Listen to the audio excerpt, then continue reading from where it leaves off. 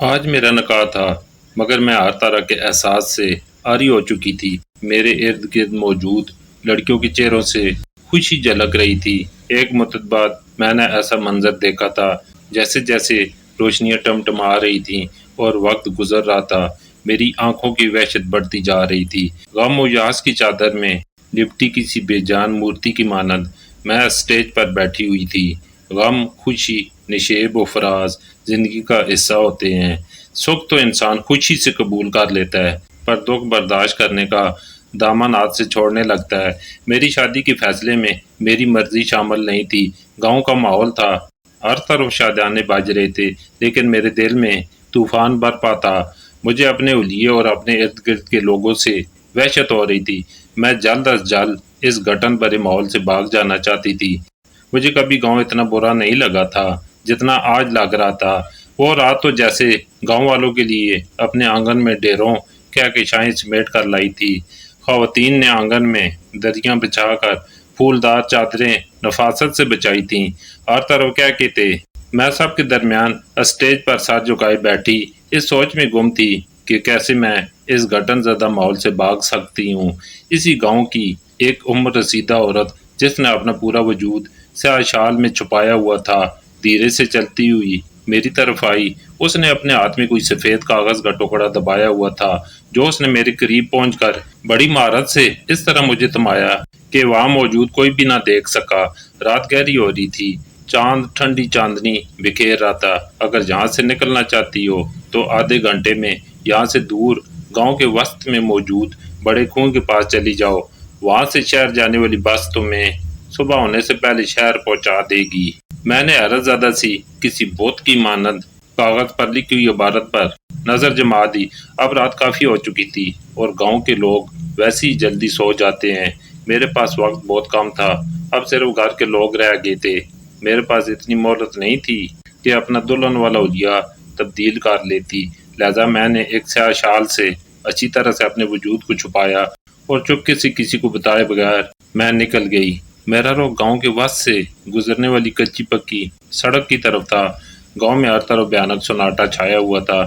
کبھی کبھی سناٹے میں دور کہیں کسی کتے کے بھونکنے کی آواز آتی۔ پکڑے جانے کے ڈر سے میں تیز تیز چل رہی تھی کیونکہ اچانک میرے پاؤں کسی چیز سے زور سے ٹکرایا اور میں لڑکھڑا کر نیچے گر گئی۔ درد کی ایک تیز سی ٹیس اٹھی، لیکن ہاتھ سے ٹٹولا تو پتہ چلا کہ وہ کوئی نوکیلا پتھر میرے پاؤں میں لگا تھا۔ میں درد کی پرواہ نہ کرتے ہوئے اٹھ کھڑی ہوئی اور دوبارہ چلنا شروع کیا۔ جلدی میں سڑک پر پہنچنے میں کامیاب ہو گئی اور بس کے آتی اس پر سوار ہو گئی۔ میرے چہرے پر ابھی بھی ڈر اور خوف کے آثار موجود تھے۔ بس میں بمشکل مجھے بیٹھنے کی جگہ ملی، لیکن وہاں موجود ہر کوئی مجھے عجیب عجیب نظروں سے گور رہا تھا۔ میرا حلیہ دلہن والا تھا، شاید اس لیے بس میں موجود ہر کسی کی نظریں سوالیہ تھیں۔ بس کا درمیانی عمر کا بڑی بڑی مونچھوں والا ڈرائیور بھی لگاتار مجھے شیشے میں پرتجسس نظروں سے گور رہا تھا۔ میں سب کی نظروں میں مشکوک ہو گئی تھی۔ خیر، جیسی بس آگے بڑھی میرے چہرے پر چھائے پریشانی کے اثار بھی کچھ کم ہوئے۔ میں جلد از جلد اپنے گھر پہنچ جانا چاہتی تھی۔ میں کون ہوں، کہاں سے آئی ہوں، کہاں جا رہی ہوں، میرے ساتھ کیا واقعہ پیش آیا کہ میں نکاح کی رات اندھیرے میں چھپ کر بھاگنے پر مجبور ہو گئی۔ یہ سب جاننے کے لیے آپ کو میری کہانی پوری سننا پڑے گی۔ پریزاد کی ابتدائی زندگی۔ میرا نام پریزاد ہے اور میں کریم آباد شہر میں پلی بڑی ہوں۔ میں اپنی ماں کی اکلوتی اولاد ہوں۔ کیونکہ میرا کوئی بھائی نہیں تھا، اس لیے میری ماں نے میری تربیت بالکل لڑکوں کی طرح کی تھی۔ مجھے کبھی کسی چیز کی کمی محسوس نہیں ہونے دی۔ میں بڑے نازوں سے پلی تھی۔ مجھ میں عام لڑکیوں والی کوئی بات نہ تھی۔ میں صنف مخالف کی طرح ایک نڈر اور بے باک لڑکی تھی۔ میرا حلیہ بھی لڑکوں والا ہی ہوتا۔ بچپن میں بھی اگر کوئی بچہ میرے کھلونے چھیننے کی کوشش کرتا تو میں اس کی پٹائی کر دیتی۔ مالکہ اکثر بچوں کی ماں میری شکایتیں لے کر میری ماں کے پاس آ جایا کرتی۔ مجھ میں لڑکیوں والی کوئی بات نہ تھی۔ جیسے جیسے میں بڑی ہوتی گئی میری طبیعت میں سختی آتی گئی۔ میرا بچپن نارمل بچوں کی طرح نہیں گزرا تھا۔ اس کی وجہ میری ماں کی زندگی تھی۔ میری ماں خوش شکل اور خوش لباس تھی، مگر سپاٹ چہرے اور سرمئی آنکھوں والی میری ماں کی طبیعت میں ہمیشہ ایک سنجیدگی رہتی تھی۔ نہیں معلوم وہ سنجیدگی کیسی تھی۔ کبھی کبھی ماں سوچنے لگ جاتی اور پھر سوچتی ہی رہتی۔ ان کی سوچوں کو دریا بہتا ہی چلا جاتا۔ میری ماں شاید ماضی کی راگ کریتی رہتی، ایک ایسی راکھ جو آج بھی ان کا دامن جلاتی تھی۔ میری ماں نے لو میرج کی تھی، سرخ و سفید رنگت اور لمبا قد۔ میری ماں یقیناً جوانی میں بھی بہت خوبصورت رہی ہوگی۔ کالج میں پڑھنے کے دوران میرے بابا کو پہلی نظر میں میری ماں سے محبت ہو گئی تھی۔ ماں نے بھی پہلی نظر میں میرے بابا کو پسند کر لیا تھا۔ یوں ان دونوں کی محبت پروان چڑھتی گئی۔ میری ماں ایک شہری ماڈرن لڑکی تھی اور بابا راجپوت گاؤں کے نواب کے بیٹے تھے۔ بے پناہ دولت کے ساتھ ان کی پرسنالٹی ایسی تھی کہ سامنے والا دیکھنے پر مجبور ہو جاتا۔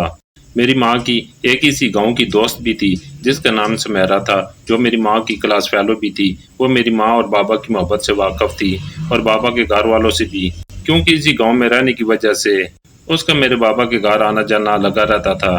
دن معمول سے زیادہ خوشگوار اور خوش و خرم گزر رہے تھے۔ کالج سے پڑھائی مکمل ہونے کے بعد میرے بابا گاؤں میں اپنی حویلی واپس چلے گئے اور جاتی اپنے والد صاحب یعنی میرے دادا سے رشتے کی بات کی کہ انہیں شہر میں ایک لڑکی پسند ہے اور وہ اسی سے شادی کریں گے۔ میرے دادا چونکہ گاؤں کے نواب تھے، اس لیے انہوں نے صاف انکار کر دیا کہ میں تمہیں شہر میں شادی نہیں کرنے دوں گا۔ بابا کے بڑے بھائی یعنی میرے تایا بھی اس بات پر میرے بابا کے شدید مخالف ہو گئے۔ دونوں میں ٹھان گئی، لیکن آخرکار بابا کی ضد کے آگے ہتھیار ڈالے اور میری ماں سے شادی کروا دی گئی۔ یوں میری ماں شہر کی چکا چوند والی زندگی کو خیر آباد کہہ کر بیاہ کر میرے بابا کے ساتھ گاؤں کی اس بڑی سی حویلی میں چلی گئیں۔ حویلی کے دکھ اور شہر واپسی۔ حویلی میں میرے بابا اور خاندان کے سب بھائی مل کر رہتے تھے، لیکن بابا کے علاوہ کوئی بھی پڑھا لکھا نہ تھا۔ کیونکہ میری ماں نے پسند کی شادی کی تھی، اس لیے کوئی بھی ان کو حویلی میں پسند نہیں کرتا تھا۔ میری ماں شہری لڑکی تھی، اس لیے ان کا لباس اور چال ڈال بھی گاؤں کے لوگوں سے مختلف تھی۔ اسی وجہ سے حویلی کے مکینوں کو میری ماں ایک آنکھ نہیں بھاتی تھی۔ صبح شام میرے بابا کے کانوں میں یہ باتیں ڈالی جاتی کہ تمہاری بیوی آوارہ ہے، بد چلن ہے۔ ایسے میں میری ماں کی اکلوتی گاؤں کی سہیلی سمیرا ہی ڈھارس بندھاتی۔ میری ماں اندر ہی اندر گرتی چلی جا رہی تھی۔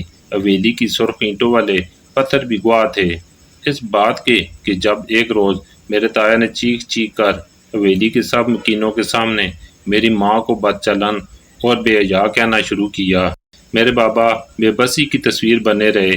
اب یہ بات روز کا معمول بن گئی تھی۔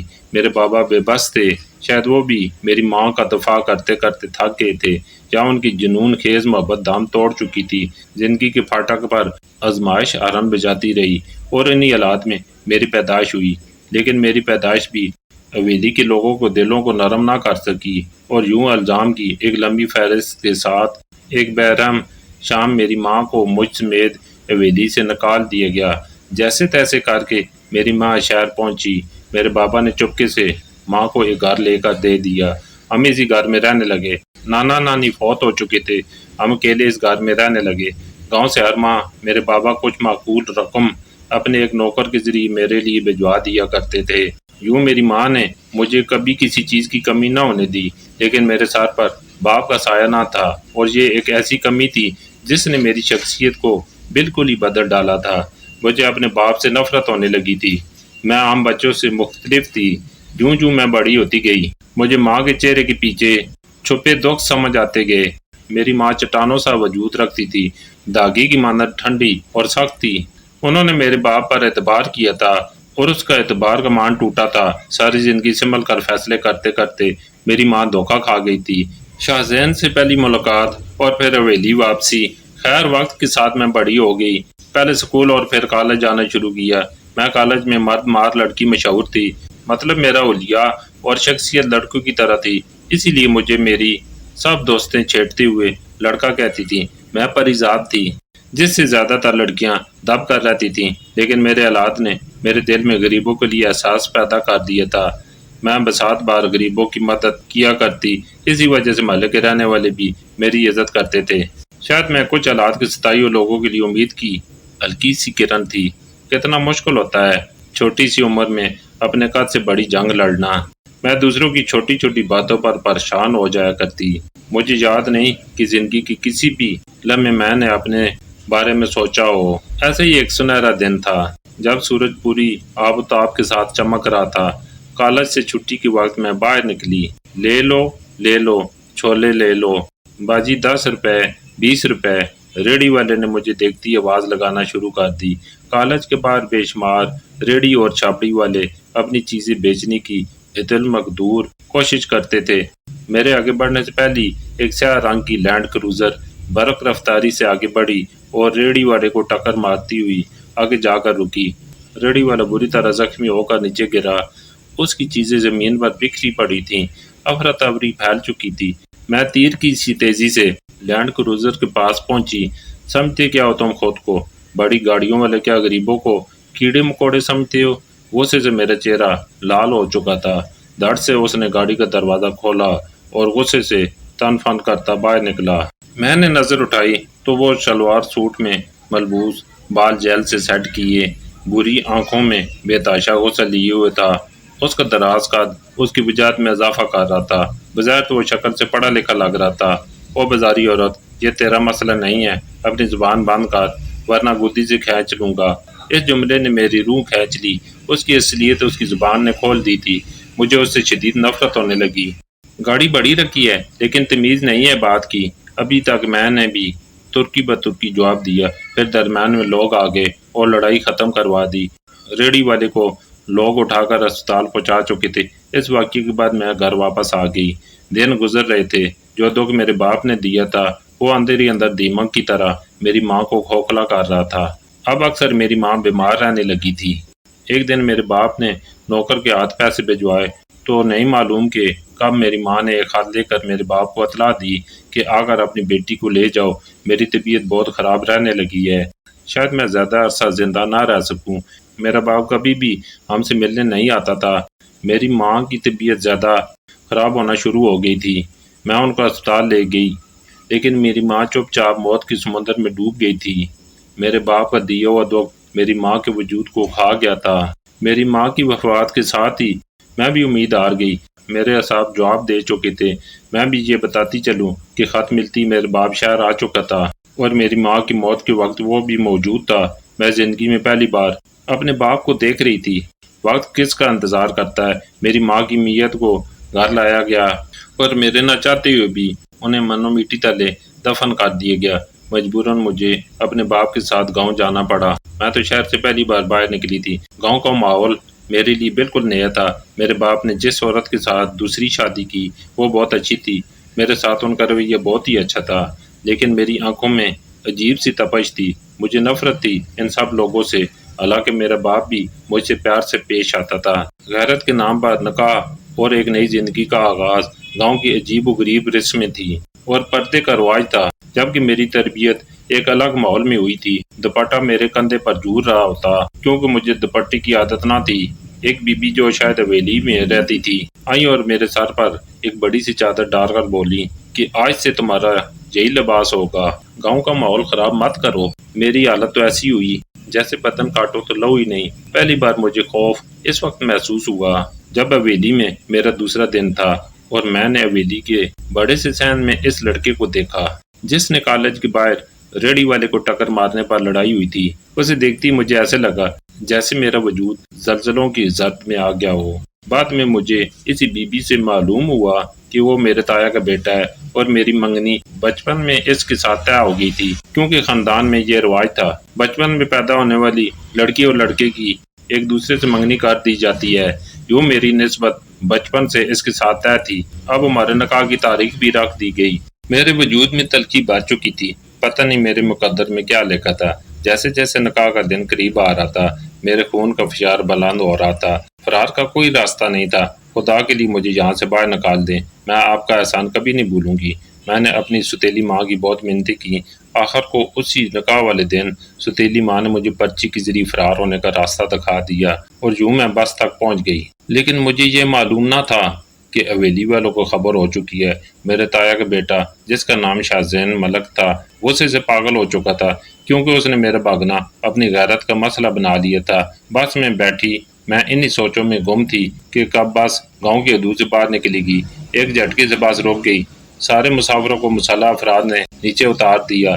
شاید وہ کوئی ڈاکو تھے، لیکن جیسی میری نظر تایا کے بیٹے پر پڑی میرے پاؤں کے نیچے تو سمجھو زمین ہی نکل گئی۔ میرے تایا کا بیٹا شاہ زین ملک مجھے زبردستی اپنی گاڑی میں ڈال کر لے گیا۔ اور حویلی کے تہہ خانے میں بند کر دیا۔ دوسری دن وہ وہاں مولوی کو اور گواہوں کو لے کر آیا اور اسی تہہ خانے میں زبردستی مجھ سے نکاح کر لیا۔